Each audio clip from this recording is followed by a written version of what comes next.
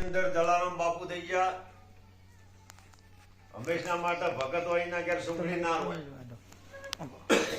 અને ભગત હોય દુખી હોય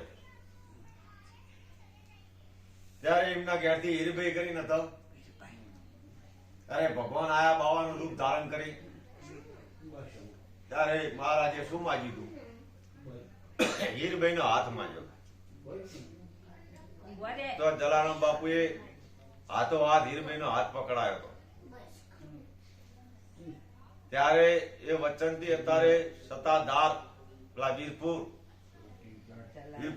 જલારામ બાપુ નો હાલ 2 ટાઈમ 10,000 માણસ જમે છે પણ હીરભાઈ નો હાથો હાથ આલ્યો હતો અને અત્યારે આવે કે ફલાણા ભાઈ તમારા બેરાન હાથ આવજો એટલે કે ઉભા રે મારા નળિયા દાદાજી ધોકો લાગી કે મારા બેરાન હાથ માં કરશે હવે ભગવાન આવે ખરો ધોકા ખાવા આવે શિબી રાજા થઈ ગયા રાજા હરદ્રી થઈ ગયા રાજા ભરતરી થઈ ગયા હરિચંદ્ર રાજા થઈ ગયા સતના કારણે સમસણું વેકોણા અત્યારે તો તમે બોલીને 2000 નું બીજું બોલો ના હોય તો કે તો હાલ દીધા જમન નહીં કર્યા હોય તો શિબી રાજાએ પણ ભગવાન મળ્યા હતા હોલોન બાદ બે ભગવાન થઈ ગયા હતા કે હોલાન ભારે પર હોલો આલો કે ના હોલો ના આલો તો કે એના ભારે પર માટી આલો એ પેડીઓ કાપી કાપી મિલી હતી તો હોલાનું તાજું ઊંચું નતું થતું પછી ભગવાન પ્રસન્ન થયા કે શિબિરાજ માગે તે આલો ત્યારે એમને શું માગ્યું હતું નતા એ ભગવાન ભેગા થતા તમે બધા શું માગો તારે શિબિરાજાએ શું માગ્યું હતું એ આગળ આવે કળિયુગ ભારે આગળ આવે કળિયુગ ભારે એ માનવી રાહ સતને હારે આવી કસોટી કોઈની ના કરતા આવી કસોટી કોઈની ના કરતા ત્યારે શિબી રાજા એ વચન માંગ્યો હતો કે આવી કસોટી કોઈની ના કરતા આગળ આવે છે હાડાઉડ કળિયુગ અને માનવી રાહ સતને હારે અત્યારે કોઈની ભગવાન કોઈની કસોટી કરતા નહીં પછી વિષ્ણુ ભગવાને એક દાડો લક્ષ્મીજીને કીધું કે લક્ષ્મીજી આવ્યો કે હું કોણ છે કે મારા ભક્તો કેમ દુખી છે એટલે લક્ષ્મીજી કહે છે વિષ્ણુ ભગવાનને કે તમે એક બાજુ એમ કહો છો કે મારા ભક્તો મારાથી મોટા છે હવે કે મારે એમના ઘરનું કેવી રીતના રહેવું મારે લાશ કાઢવી પડે છે મને ફાવતું નહીં અને મારા ભક્તો છે તો કે મારે લાશ કાઢવી જ ના પડાય એટલે એમ તો કોઈ ખોમી રાખી જ નહીં લક્ષ્મીમાં પણ કે એક કામ કરું છું તમારા ભક્તોનું હું એક કામ કરું છું જયારે અવસર ટોણું આવે ત્યારે 10 દાડા દહીં પડીને અવસર ટોણ હું ઉભું રહેવા દેતી નથી એટલે સંતો છે ને ભગવાન થી મોટા છે આવું મહાપુરુષોનું કેવું છે સંત છે એક મોટો છે 4 રોમ કીધા છે 4 રોમ એક અયોધ્યામાં દશરથ ગાલ ડોલે રોમ એક પરશુરામ એક બલરામ અને ચોથા રોમ કોક આપણે હોય તો કહીએ છે કે 4 રોમ ની વાત છે પણ ચોથો રોમ બોલે કટકટ ની મોય આ બોલે એ જ રોમ ચોથો એ સાચો પેલા 3 રોમ ભાઈ તમે હોવાથી અયોધ્યા હેડતા જો પગ હુજીને દડા થઈ જાય પણ એમને કે આવો કે અને હોવાથી હોમાં કહેતો કે ઓ આવો ખાટલો ડાળ પછી પાછળ પાણી આલો ચા આલે તો આ સાચું કે સાચું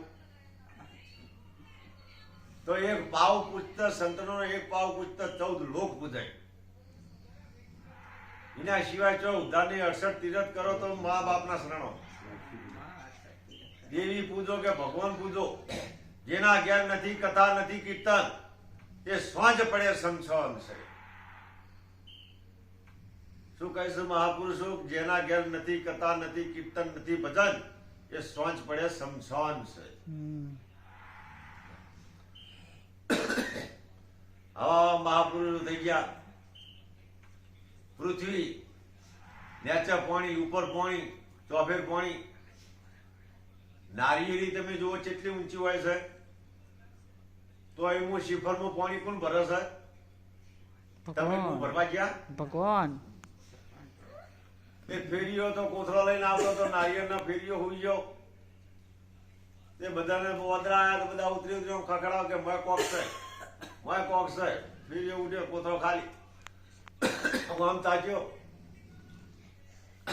એટલે કે મારા બેટા બધા વદરા નારિયેળ લઈ ગયા વતરા ખખડાવ કરે કે મેં કોક છે પણ હવે તોડતા ફોડતા આવડે નહીં જો તોડતા ફોડતા આવડે તો જો બર્તન હતું ખાવાનું હતું પીવાનું હતું એટલે ભક્તિ કરવી હોય ને તો જેના તોડતા ને ફોડતા આવડે ને એનું કામ છે. એમને રાગોડા કરે કે હો તાલાવેલી માં આવડો જબર પેટી વગાડીને જબર નરગો વગાડ્યો મજા આવી ગઈ, પણ એને જ ઘેર વાલી પટાક થતી હોય. એ તો કલાકારો કહેવાય, સંત ના કહેવાય, એ એમનો ધંધો છે. એ આશીર્વાદ ગઈ કે બધી વસ્તી કેટલી 10,000 માણસ ભેગું થયું હોય, સાચા સંતો આવો ને એટલે 25 માણસ નેટ હોય, તો 12 વાગે ઉભા થઈને જતા હોય. જે લેવાનું હોય સાચું જ્ઞાન આવે. અહીંયા નરગો બરગો કે કશું હોય જ નહીં. અહીંયા સિતારો હોય, સિતારો કઈ આપણો તંબુરો કઈ, તંબુરો તરણ તાર સત્તાધાર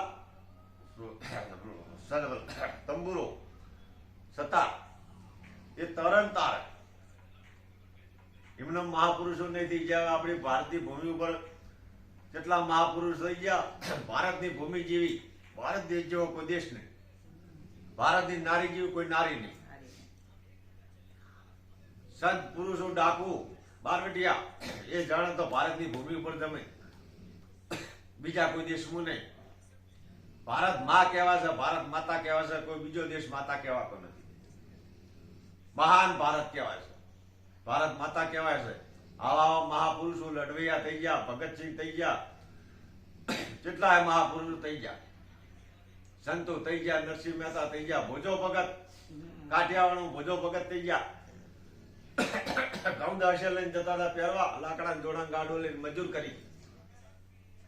વચ્ચે ભિખારી હોવા મળે કે ભગત ખાવા નહીં, ત્રણ દાડાથી છોકરા ભૂસ્યા બેઠા, તે ઘઉં હતા ભિખારી ના દીધા. પેલો મજૂર કહેતા ભગત આપણે શું કરશું કે તું બોલે નહીં. વચ્ચે નદી આવતી હતી, નદીમાંથી વેરું લીધી. ચાહડા તો પાડવા પડે ને કે ગેટ ડોસી મારી નાખે. ચાહડા તો પાડવા પડે કે ઘઉં પહેર્યા, વેરું પહેરે જાનું છે તો પહેરી દીધું. બાજુ વાળી બીજા તાર પહેર્યું કે ભગત તમે તો પહેરો કે અમે કાલ પહેરી દીધું. કે હું આજ પહેરી આવ્યો. અઠવાડિયું થયું એટલે ભગતને ખબર હતી કે વેરું પહેર્યું છે, હું માણસ નહીં. એટલે બાજુ વાળો કે હાડો ભગત આપણે ઘઉં જોવા જઈએ. એટલે કે તમે તો જઈ આવો, મારા નવરે નહીં. ભગત તો શું ખાતા વેરું પહેરી દે એટલે આ તો પેલો બાજુ વાળો ગયો ને, આ મારા આપડા ભગત ને તો ભાઈ આ શેટો પેલો શેટો ઓળે તો આવા આવા ભોજો ભગત થઈ જાય. એનું નામ ભક્તિ કહેવાય, એનું નામ સંત કહેવાય કે વેરું પહેરીને ઘઉં ગયા. કૌરવો પાંડવો નો લડાઈ મહાયુદ્ધ થયું. ધૃતરાષ્ટ્ર 100 દીકરા, પાંડુ રાજા 5 દીકરા.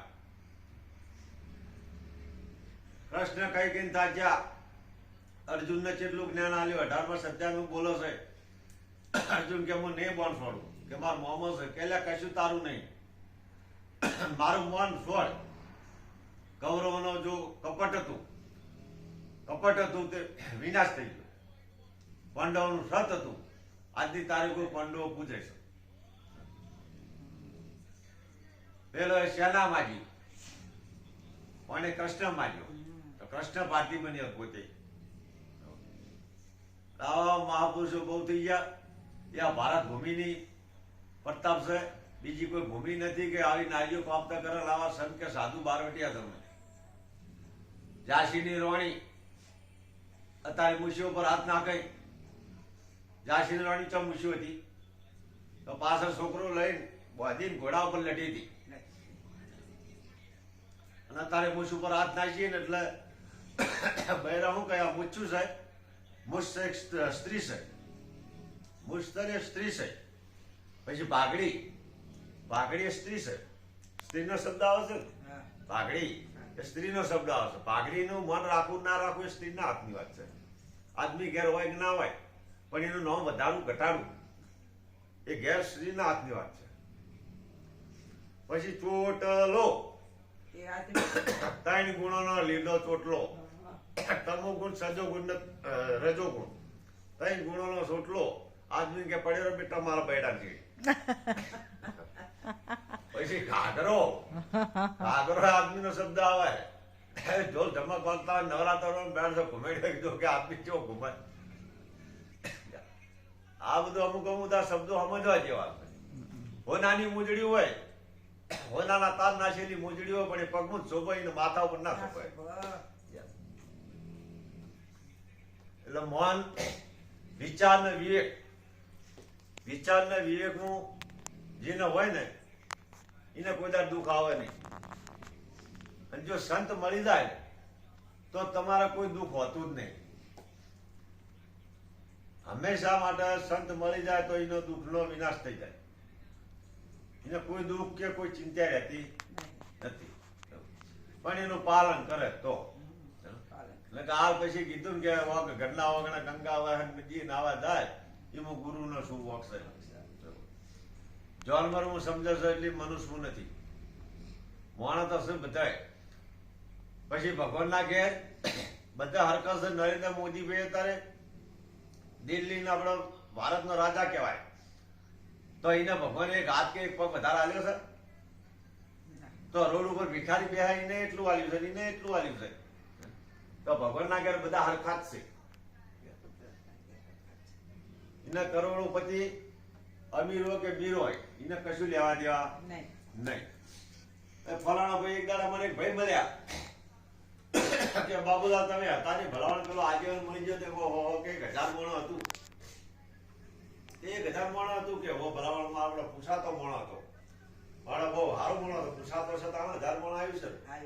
પછી મેં એને કીધું ભાઈ એ હારો મોણો નતો. એ 1000 મોણા હે ને બધા ઉઘરાણિયા હતા કે હેડો કશું વાલ્યું નહીં. હવે મર્યા છે છેલ્લી વાર પાણી લઈને રતો વાગી એટલે તમો આયા હતા. એ ભલો મોણો નતો. આગળ પડતો હોય ને મોણો બહુ હોય પણ બધા ઉઘરણિયા જ હોય. લાગણી વાળો એક કે ના હોય. કૃષ્ણ કનૈયા લાલ કી જય.